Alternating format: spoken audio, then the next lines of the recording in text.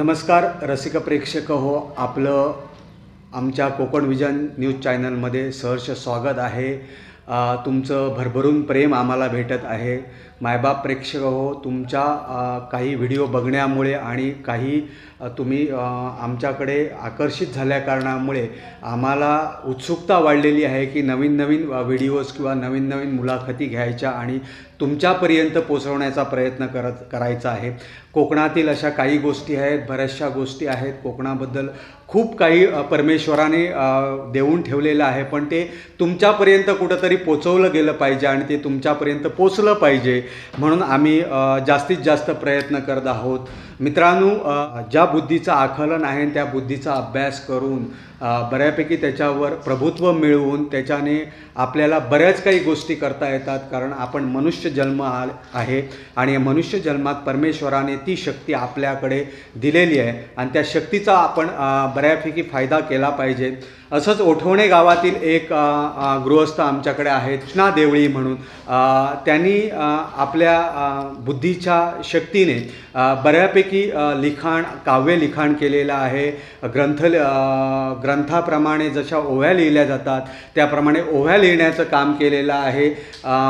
आपल्या इकडच्या स्थानिक देवतांच्या आरत्या, त्यांच्यावर राहणारी गाणी, अशा प्रकारे बऱ्यापैकी साहित्य लिखाणाचं संकलन करून त्यांनी साहित्य जमवलेलं आहे।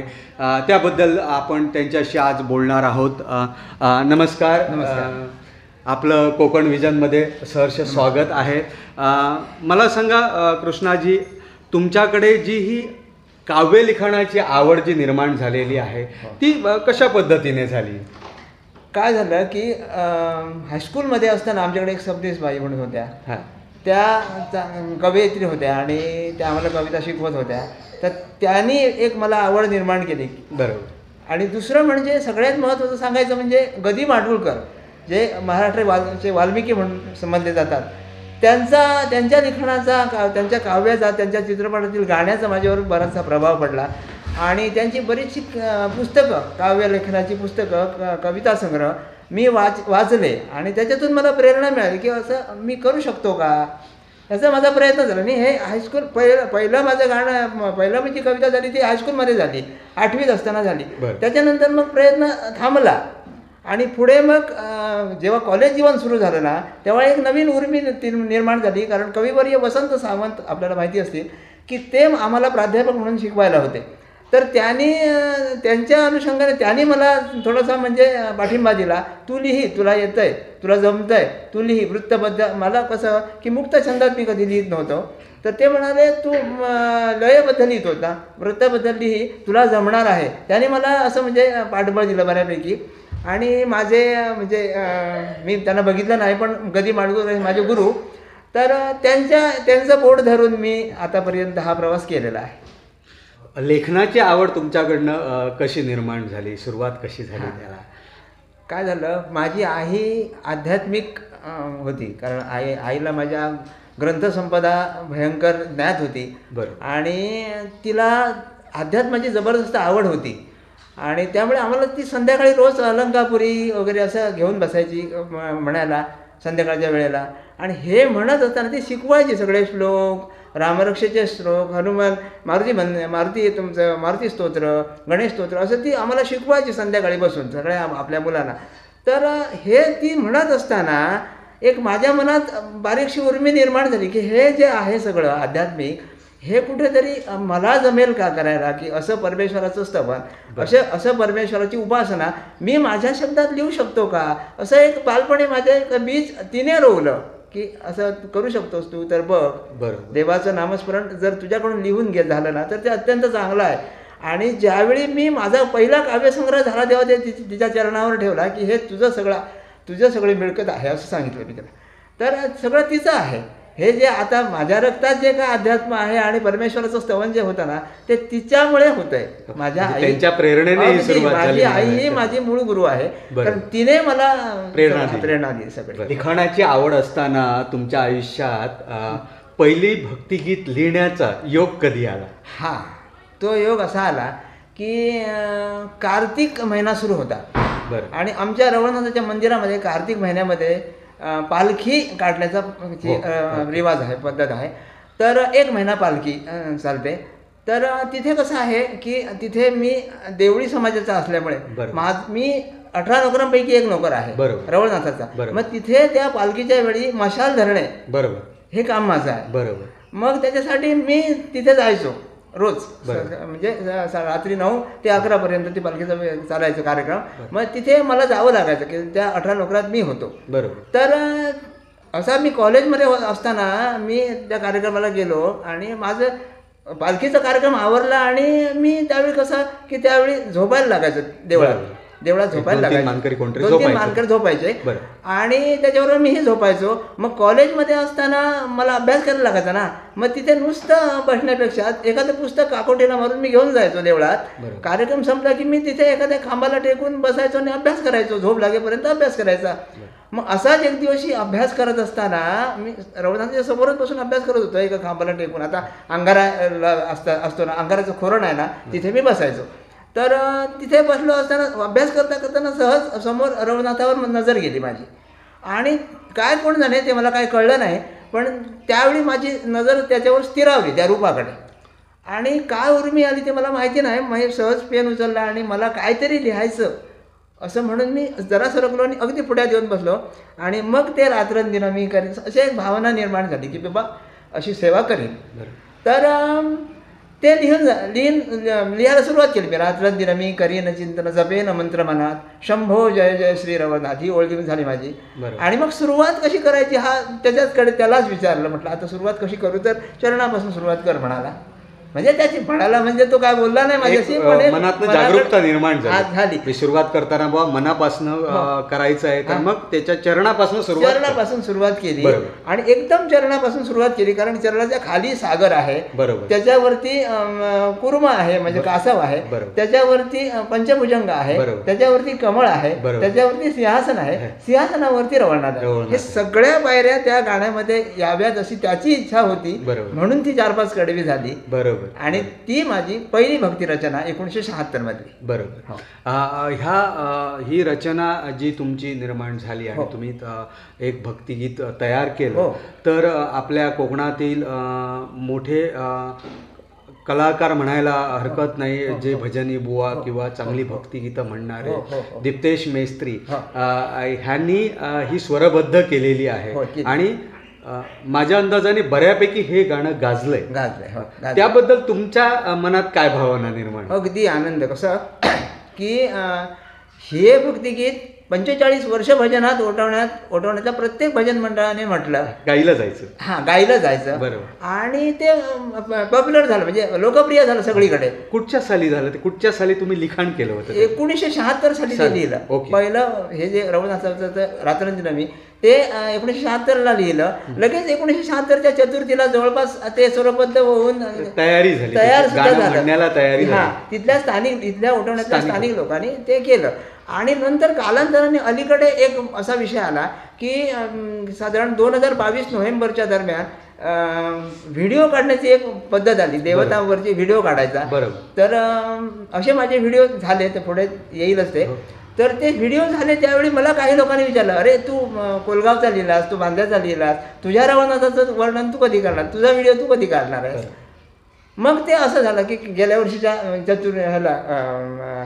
ह्याला जत्रेला, तर नोव्हेंबरमध्ये 11 नोव्हेंबरला 29 नोव्हेंबर गेल्या वर्षी, तर ते तत्पूर्वी 15 दिवस मी ते गाणं दिप्तेश मेस्त्री सरांना दिलं. कारण माझे फार मोठी इच्छा होती की दिप्तेश मेस्त्री सरांचं नाव मी खूप ऐकून होतो आणि त्यांच्याकडे मी ते दिलं. आणि त्यांनी ते आवडीनं आणि श्रद्धेनं गायलं, पण अत्यंत सुंदर गायले त्यांनी. उत्तम म्हटलेलं आहे. आणि ते शंभो जय जय श्री रवळनाथ म्हणतात ना, त्याच्यावर काटा उभा राहतो अंगावर. इतकं ताकद निर्माण होते, शरीरामध्ये एक नवीन स्पंदन स्वरामध्ये इतकी ताकद आहे की त्यांनी ते अगदी म्हणजे प्राण ओतून ते गायलेलं आहे. त्याच्यामुळे ते लोकप्रिय झालं आणि ते कोकणामध्ये बऱ्यापैकी गाजलं बऱ्याच ठिकाणी. रवळनाथ हे तुमचं आता ग्रामदैवत आहे. त्याच्यावर आणखी काही लिखाण म्हणजे असं काही आहे की किंवा एखादी ओवी किंवा असं काही म्हणजे शास्त्रोक्त पद्धतीने काही लिखाण झालं आहे का? हो, झालंय ना, झालं. ते माझं आराध्य म्हणजे ग्रामदैवत असल्यामुळे बरोबर. आणि सतत मी त्याच्या सान्निध्यात असल्यामुळे, एक त्याचा चाकर म्हणून सतत सान्निध्यात असल्यामुळे त्याची काहीतरी महती गावी ह्या उद्देशानं मी लिखाण करत राहिलो. माझ्याकडे आत्ता म्हणजे मी 1976ला पहिलं त्याच्यावरती भक्तिगीत लिहिलं. त्याच्यानंतर 2015-16च्या दरम्यान रवळनाथ स्तोत्र लिहिलं मी. रवळनाथावर स्तोत्र लिहिलं आणि आरती लिहिली. आरती, अष्टक, स्तोत्र असं सगळं लिहिलं. 108 नावं पण लिहिली रवळनाथाची. त्याचं एक पुस्तक रवळनाथ महिमा म्हणून एक पुस्तक काढलं मी, ते प्रकाशित झालेलं आहे. आणि त्याच्यानंतर बरीच म्हणजे आता सुद्धा माझ्याकडे जवळजवळ 10-15 भक्तिगीतं रवळनाथावरची आहेत प्रॉपर. ती स्वरबद्ध व्हायची आहेत. माझी इच्छा आहे कोणाकडे तरी चांगल्या संगीतकाराकडे देऊन ते करायचं. आणि रवळनाथाचा महिमा जास्तीत जास्त सातासमुद्राकडे पर्यंत कसा पोहोचेल याच्यासाठी माझे प्रयत्न आहेत. आणि दुसरी एक गोष्ट तुम्हाला आनंदाची सांगतो की रवळनाथ स्तोत्र जेव्हा लिहून झालं माझं, तेव्हा बऱ्याचकडून लोकांचे असे रिमार्क्स आले की हे वाचल्यानंतर आम्हाला सुख, समृद्धी, शांती, आनंद मिळाला. आणि त्याच्याही पलीकडे की ते सातासमुद्रा पलीकडे पोहोचलं ते पुस्तक. स्तोत्र महिमा, रवळनाथाचा महिमा हा सातासमुद्रापर्यंत पोहोचला. ऑस्ट्रेलियामध्ये 15 प्रती गेल्या आणि न्यूझीलंडमध्ये 10 गेल्या. अच्छा, हे त्याचं विस्तृत हे आहे. बरं, हे रवळनाथ स्तोत्र लिहित असताना की तुमच्याशी मी मध्येच कुठंतरी बोलता म्हटलं होतं की स्तोत्र तुम्ही लिहिलं ते 108 हे लिहिलं, त्याच्यानंतर तुम्हाला ते 70 काहीतरी पूर्ण झाले तुमचे लिहिते आणि शेवटचे जे 30 आहेत किंवा 35 आहेत, तर ते लिहिताना तुम्हाला कुठून तरी ती ऊर्जा निर्माण करण्यासाठी तुम्ही कुठून तरी तो एक भाग मांडला आणि त्याच्यातनं ते उतरून लिहिलं असं काही म्हटलं. त्याबद्दल काय सांगा? काय झालं की रवळनाथ स्तोत्र लिहिलं आणि रवळनाथाचं स्तोत्र लिहिलं, आरती लिहिली, अष्टक लिहिलं, सगळं झालं. आणि ह्याचं म्हटलं आता पुस्तक रूपांतर करायचं म्हटलं तर आणखी त्याच्यात काहीतरी घालूया आपण. म्हणजे ते मग नामस्मरण घातलं थोडंसं आणि आणखी म्हटलं काय करूया असा विचार केला मी. तर सत्यनारायणाची कशी 1008 नावं आहेत, रवळनाथाची 108 नावं आपल्याला कमीत कमी 108 तरी करता येतात का असावीत. आणि ते नामस्मरण जो एखादा भक्त घेईल तेव्हा त्याला सगळं त्याला करता यावं. ॲट ए टाइम त्याला एका वेळी त्याला सगळं वाचनात द्यावं. स्तोत्रापासून, आरतीपासून, सगळं, अष्टकापासून सगळं. तर मग त्या नावं लिहायला मी बसलो आणि मी त्याचं स्तवन केलं आणि नावं लिहायला बसलो. आणि एक नाव मला माझ्या बुद्धीला जसं स्मरलं, त्याने जसं मला सुचवलं तसं मी 70 पर्यंत येऊन पोहोचलो. गाडी माझी 70 पर्यंत येऊन पोहोचलो आणि 38 साठी गाडी अडकली माझी. 108 कशी होणार ह्या मी चिंतेत होतो, पण मला पुढची 38 सुचली नाहीत. तर ती सुचली नाहीत म्हटल्यानंतर मी एका चांगल्या विद्वान ब्राह्मणाकडे संपर्क साधला. तर शिवाचं ते कवच आहे, शिवकवच, त्याच्यामध्ये तुला नावं मिळतील, ती घे आणि ॲडजस्ट कर असं त्याने मला सल्ला दिला. बरोबर. मग त्यानुसार त्यांनी मला पाठवलं ते हे मोबाईलवर आणि त्यानुसार मी पुढची 38 नावं मी ती लिहिलेली आहेत. पण 70 नावं मात्र परमेश्वराने मला सुचवलेली आहेत. हे मी आनंदाने आणि नम्रतेने सांगू शकतो की मी 70 नावं त्यांनी मला सुचवलीत आणि 38 नावं मी त्यांच्यातून. म्हणजे असं म्हणायला हरकत नाही की जी परमेश्वराची त्या स्तोत्रामध्ये ताकद निर्माण व्हायला पाहिजे होती, ती ताकद निर्माण होण्यासाठी कुठंतरी पुराणातून लिहिलेली नावं ती 38 ती जर त्याच्याबरोबर जोडली गेली तर पवित्र तुमचं स्तोत्रही पवित्र होईल आणि त्या स्तोत्राला तेवढी ताकद निर्माण होईल. म्हणजे त्यामुळे परमेश्वराच्या कृपेने कुठेतरी ती नावं त्याच्यामध्ये आली आणि 108 नावं पूर्ण झाली. बरोबर. तुमच्याकडे आता इथे ब्राह्मणेश्वर देवस्थान आहे आणि त्याची महती खूप मोठी आहे अशी आम्ही ऐकलेली आहे. आणि कोकणामध्ये त्याचं खूप लोकांना माहिती नाही आहे, पण ती कुठेतरी पोचली पाहिजे, हे बरोबर आहे. त्याच्या बाबतीत तुम्ही थोडंसं लिखाण केलेलं आहे असं आम्हाला कळलं, तर त्याबद्दल थोडंसं. त्याचं असं झालं की रवळनाथ महिमा वाचल्याच्या नंतर हे जे कथानक आहे ना, हे फार पुण्यवंत असं कथानक आहे. तर ते लोकांपर्यंत पोचावं अशी एक माझी इच्छा होती. फार मोठा प्रकार इथे घडलेला आहे खरं म्हणजे. तर ह्या शेरवाळे म्हणून जो भाग आहे ना, तिथे ते मंदिर आहे ब्राह्मणाचं, बिरामण आपण आपल्याकडे बिरामण असं म्हणतात. तर तिथे पहिल्या खेमसावंतांना साक्षात्कार पंचभुजंगाचा झाला. बरोबर. तर तो कथाभाग जो आहे ना तो कुठेतरी उतरावा आणि तो जनतेसमोर यावा, सर्व जनसामान्यांना तो कळावा म्हणून मी एक प्रयत्न केला. आणि ब्राह्मणेश्वर महिमा असं एक पुस्तक काढलं मी. बरोबर. तर त्याच्यामध्ये सगळं म्हणजे तिथून ऐतिहासिक जो पौराणिक किंवा आध्यात्मिक जो भाग होता तो सगळा घेतला. बरोबर. म्हणजे गुजरातमधले ते राजे, त्याच्यानंतर त्यांची पत्नी, त्यांच्यानंतर मग त्यांना खेमा नावाचा मुलगा झाला वगैरे, हे जे सगळं आहे ते ओवीबद्ध करायचा मी प्रयत्न केला. तो मी केला. बरोबर. त्याच्यासाठी मी ब्राह्मणेश्वराकडे बसलो जाऊन आणि त्याच्याकडे मागणं मागितलं की मला एक सवय आहे की ज्या देवतेचं मी लिहायला घेईन तेव्हा मी आधी पहिल्यांदा दर्शन घेतो. तिला जागृत करून घेणं गरजेचं असतं. त्याच्याकडून तिच्याकडनं कौल घेणं गरजेचं. हे करतो त्याला तू मला शक्ती दे. तर मी त्याप्रमाणे ते केलं आणि लोकांनी तिथल्या प्रकाशन केलं आणि त्यांना पुस्तकं आता माझ्याकडे ते पुस्तक आहे ब्राह्मणेश्वर महात्म्य. तर संपूर्ण कथाभाग त्याच्यात आहे, आरती आहे, सगळं आहे. म्हणजे ब्राह्मणेश्वर महात्म्य ह्याच्यामध्ये आहे का तुमचा? बरं. ब्राह्मणेश्वर महात्म्य म्हणजे ह्या पद्धतीने तुम्ही व्यवस्थित असं हे केलेलं काढलेलं आहे. तुम्ही आता काही ब्राह्मणेश्वरावर गीतं लिहिलेली आहेत, त्याच्या महिमा गाण्याचा प्रयत्न केला, तो गाण्यामध्ये उतरवण्याचा प्रयत्न केलेला आहे. तर त्याचं पण प्रकाशन झालेलं आहे. ते कशा पद्धतीने तुम्ही केलं ते जरा सांगितलं तर बरं. त्याचं असं झालं की शेरवाळेवाडीत हे मंदिर आहे. बरोबर. तर आणि शेरवाळे गावातले जे काही तरुण लोक आहेत, म्हणजे काही लोक नोकरीनिमित्त मुंबईला आहेत, बरोबर, चांगल्या पदावर आहेत. तर ह्या मंडळींनी एक दिवस म्हणजे ह्या मंडळीतले इथे मनोहर मयेकर म्हणून गुरुजी आहेत, बरोबर, रिटायर्ड, ते माझे चांगल्यापैकी मित्र.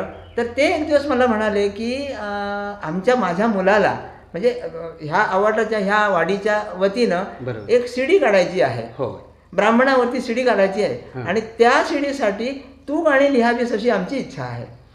बरोबर. मग हे ऐकून मला आणखी आनंद झाला. तर जबाबदारी आहे म्हटल्याच्या नंतर ही हॉटेलातली गोष्ट तुम्हाला कमाल वाटेल की पुढ्यात त्या रमेश गावड्याच्या दुकानात आम्ही बसलो. मला सहज रस्त्यात भेटला आमचा मित्र आमचा मनोहर मयेकर. तर गुरुजी म्हणतो आम्ही त्यांना. तर ते म्हणाले हे तू करायला पाहिजे, ते तिकडे मुंबईच्या लोकांनी तुझ्याकडून करून घ्यायला सांगितलं आणि तू करायला पाहिजे. तर ठीक आहे म्हटलं आणि सुरुवात झाली. मग काय असतं, तुम्ही एखादी गोष्ट मला सांगितली ना, माझी एक विचित्र सवय आहे, एखादी गोष्ट मला कोणीतरी सांगितली ना, मी तोच किडा मनात राहतो. मग बाकीचे त्याच्यावर अभ्यास चालू होतो, लगेच सुरू होतं, तिथून सुरुवात तेच सुरू होतं. मग झोप पण लागत नाही मला बऱ्याच वेळा की ते उठून ते पूर्ण करून दिल्याशिवाय मला चैन पडत नाही जीवाला. तर ते त्यांनी सांगितल्याबरोबर माझी लगेच चक्र सुरू झाली. दुसऱ्या दिवशी आंघोळ केली, ब्राह्मणेश्वराकडे गेलो, त्याच्याकडे बसलो 15 मिनटं. बाबा हे एवढी जबाबदारी त्यांनी माझ्याकडे सोपवली आहे, आता ते कसं यशस्वी करायचं ते तू बघ. बरोबर. हां, त्याप्रमाणे त्याने मला शक्ती दिली. त्याने 10 गाणी, 9 गाणी टोटल, एक पारंपरिक गीत, एक दुसरं गाणं आहे, टोटल 10 गाणी. तर ती 10 गाणी लिहिली आणि परिस्थिती कशी झाली की त्यांच्याकडे सगळं पाठवून दिलं. मी काय मुंबईला गेलो नाही, हे झालं सगळं मुंबईला. रेकॉर्डिंग, संगीतबद्ध करणं. प्रसाद सुतार नावाचे एक गृहस्थ मुंबईला आहेत, बरोबर, ते संगीतकार आहेत. बरोबर. आणि हरिहर मयेकर नावाचे ते मनोहर मयेकरांचे सुपुत्र आहेत. त्यांनी हे सगळं केलं, सीडीचा हे खर्च वगैरे, आणि त्यांनी सगळा हा प्रयत्न केला आणि ती सीडी तयार झाली मुंबईला. तेव्हा त्यांनी मला सांगितलं तुम्ही मुंबईला या स्टुडिओमध्ये, काहीतरी प्रॉब्लेम आला संगीतबद्ध करताना, स्वरबद्ध करताना काय प्रॉब्लेम आला तर तुम्ही पाहिजे. मला बाबा म्हटलं मुंबई परवडत नाही. तेव्हा मी इथे बसलो होतो, फोन म्हटलं माझ्याकडे आहे, तुम्ही स्टुडिओमध्ये आहेत, माझा फोन चालू आहे, काय प्रॉब्लेम आला तर मला सांगा. त्याप्रमाणे झालं सगळं व्यवस्थित. आणि अचानक ते हरिहर मयेकर मला काय म्हणाले की आम्हाला एक कोकणी मालवणी गाणं पाहिजे बिरामनावरचं. बरोबर. मी मालवणी आयुष्यात कधीही लिहिलेलं नव्हतं. बरोबर. आणि अचानक माझ्या ते गळ्यात पडल्यामुळे कसं तरी मी ते मालवणी गाणं त्याच्यात लिहिलं आणि ती मग 10 गाण्याची सीडी मग प्रकाशित झाली व्यवस्थित. हो. आता दशक्रोशीतील स्थानिक देवस्थानं आहेत, त्या देवस्थानाच्या पण काही तुमच्याकडे लोक आलीत, त्यांनी पण म्हटलं तुमचं हे सगळं कार्य ऐकून की आमच्याही देवावर काहीतरी तुम्ही लिखाण करावं, त्याबद्दल तुम्ही काय, अशी कुठची देवस्थानं आहे आणि कशा पद्धतीने तुम्ही ते लिखाण केलं? काय झालं, पहिल्यांदाच म्हणजे 22 नोव्हेंबर महिना, साधारण 1-2 तारीख असेल, आणि माझ्याकडे कोलगावचे सुप्रसिद्ध भजनी बुवा कृष्णा राऊळ बुवा माझ्याकडे एक दिवस आले. ते मला शोधत होते. माझं त्यांचं काही कधी ओळख नाही, काय नाही. आणि त्यांनी आमच्या रवी गावकर आमचे प्रमुख आहेत ना, गाव प्रमुख, त्यांच्याकडून नंबर घेतला आणि ते मला शोधत इथे आले. तर ते म्हणाले असं असं आहे, 4 दिवसावर आमची जत्रा आहे आणि आम्हाला आमच्या कलेश्वर देवावरती एक अभंग म्हणाले, अभंग करून पाहिजे.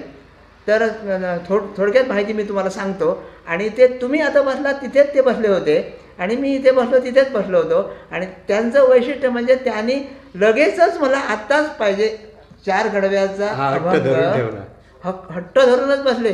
हो म्हटलं मला थोडं तरी वेळ द्या, एकांत असल्याशिवाय मला कसं लिहू विचार केल्याशिवाय. नाही म्हणाले, मी तुम्हाला चाल वगैरे सगळं आउटलाईन तुम्हाला देतो, तुम्ही आता पेन घ्या, कागद घ्या आणि आता मला 4 गडवी हवीतच, मी आता गाणं घेतल्याशिवाय मी जाणारच नाही म्हणाले. आणि मी इथे बसलो. तितक्यात गंमत म्हणजे तितक्यात आमची सुनबाई जावई सगळे आले, हे पण पाहुणे मंडळी पण आली आणि गडबड घरात. आणि म्हटलं नाही हो मला जमणार आता, हे सगळं कोंदड हवामान हे म्हणजे कोंदड सगळं वातावरण तसं नाही आहे, मला 1 रात्र द्या. बरोबर. तर नाही म्हणाले, ह्यांना कुठेतरी तिथे आत बसू दे, शांत बसा आणि मला 4 कडवे आत्ता द्या, मी रात्री स्वरबद्ध करणार आहे आणि आम्हाला 2 दिवसात व्हिडिओ करायचा आहे. माझ्यावर प्रसंग होता खरं तर, पण कलेश्वरांनी ते मला सांभाळलं आणि मी 4 कडवी त्यांना लिहून दिली. देवकलेश्वर स्वामी माझा असं ते सुरुवात आहे. आणि त्यांनी तो व्हिडिओ प्रकाशित केला. तो माझा पहिला व्हिडिओ 4 नोव्हेंबर 2022 दरम्यान झाला असावा. त्याच्यानंतर सांगतो, तो व्हिडिओ प्रकाशित झाल्याच्या नंतर तो युट्यूबवर आला, सगळीकडे गेला तो. ती प्रेरणा बांद्याच्या लोकांनी घेतली. तर बांद्याचे लोक माझ्याकडे आले आणि म्हणाले, जसं तुम्ही कोलगावचं केलं तसं बांदेश्वराचं करून द्या. बांदेश्वराची कथानक त्याने मला सांगितलं, इथे बसून ते आले होते. त्याच्या अनुषंगात बांदेश्वराचं गाणं दिलं, सदाशिव बांदेश्वर झाला असं ती ओळ आहे पहिली. ते गाणं झालं. ते गाणं गाजलं म्हणजे सगळीकडे गेलं, बऱ्यापैकी चाललं. तिथे माझा सत्कार पण 2 कडे म्हणजे मोठ्या प्रमाणात झाला. आणि ते झाल्याच्या नंतर मग बाळवाडची लोक आली. बाळवाड इथे आहेत, 2-3 किलोमीटर. ते बाळवाडची लोक आली. बाळवाडची तिथे त्यांनी एक नुसतं भक्तिगीतच नाही म्हणाले, आम्हाला आरती पण पाहिजे. मग आरती आणि भक्तिगीत त्याचा व्हिडिओ झाला.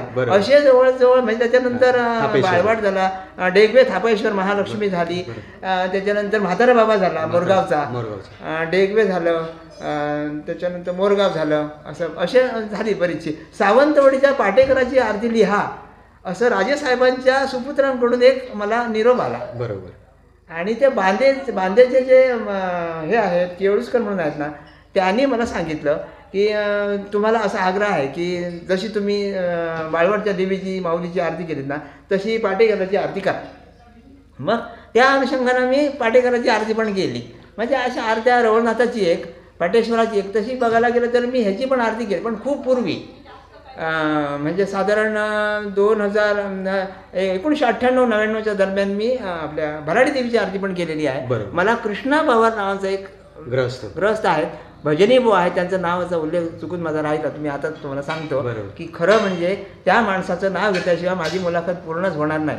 आत्ता माझ्या डोक्यात आला हा विषय की त्या माणसाने माझं पहिले भक्तिगीत त्यांनी स्वरबद्ध केलं. हां.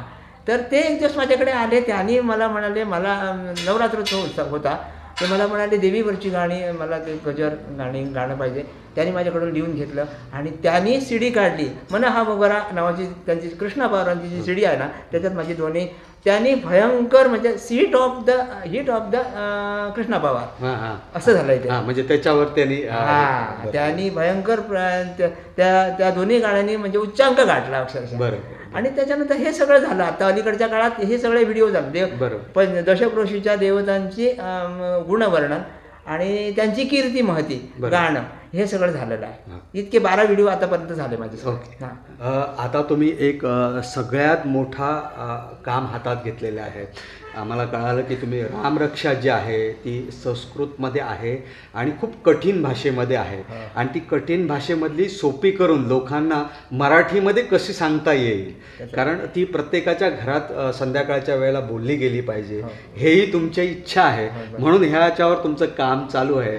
त्याबद्दल काय सांगा? हां, काय झालं अलीकडेच तो विषय माझ्या डोक्यात आला. दर शनिवारी आम्ही रामरक्षा वाचतो ह्या मारुती मंदिरामध्ये. बरोबर. तर ती वाचत असताना नेहमी एक मला जाणवतं की आम्हाला उच्चार नीट करत हे कसं बुध कौशिक ऋषी नावाच्या महाऋषींनी ते लिहिलेलं आहे, कधी त्यावेळी हजारो वर्षापूर्वी लिहिलेलं आहे, रामरक्षा लिहिलेली आहे. मग ते जे संस्कृत आहे ना ते भयंकर म्हणजे क्लिष्ट असं म्हणू नये, पण अवघड आहे समजायला, लोकांना समजायला अवघड आहेत आणि त्याच्यात जोडाक्षरे इतकी जबरदस्त आहेत की त्याचा उच्चार करणं सुद्धा कठीण होतं. तर फक्त कसं आम्ही कसं नुसतं वाचतो, पाठांतर वाचत जातो, पण त्याचा अर्थ काय हा आम्हाला नाही कळत. आणि कसं होतं की जर अर्थ कळला नाही तर त्याचं महात्म्य काय आहे, त्याची खोली काय आहे ती अंतःकरणापर्यंत भिडली पाहिजे, ती आमच्या भिडत नाही.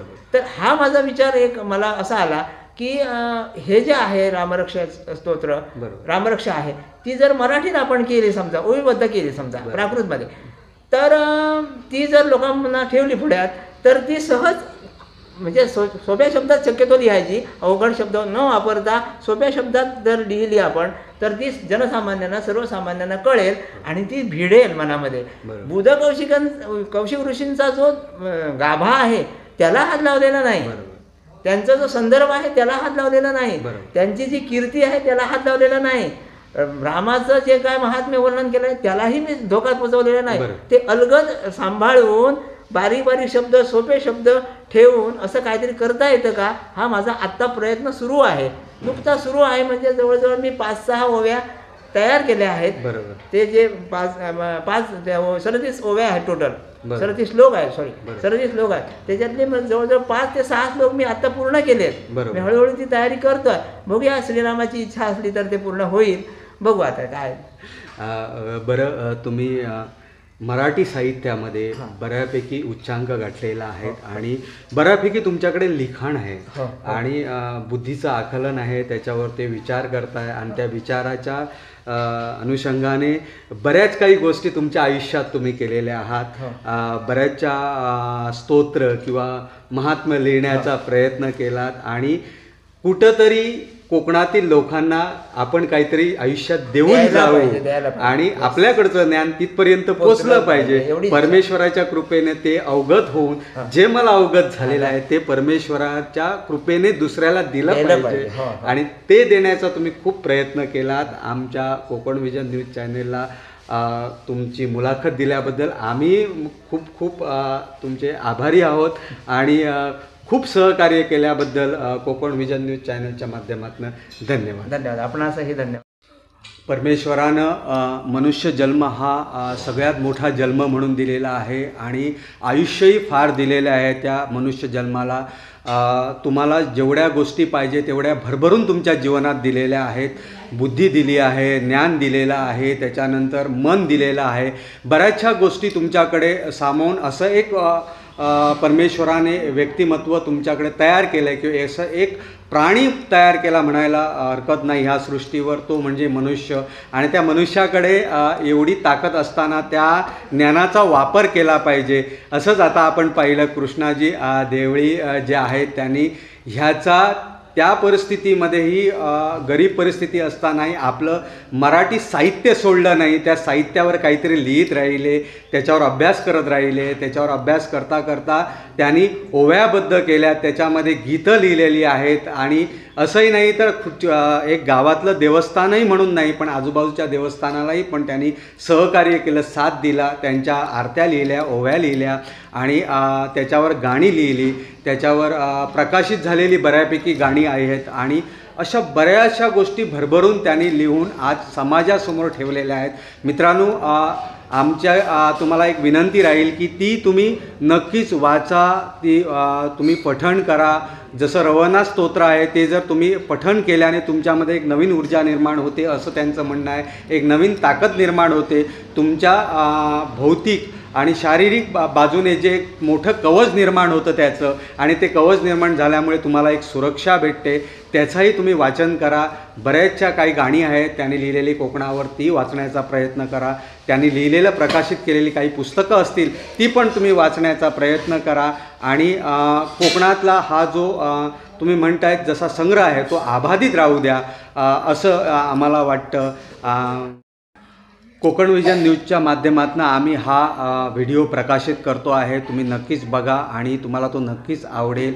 शेअर करा, लाईक करा, सबस्क्राईब करा आणि जास्तीत जास्त तुमचं प्रेम आमच्या कोकण विजन न्यूज चॅनलला भेटू दे एवढंच सांगेन. यश माधव, कोकण विजन न्यूज, ओठवणी.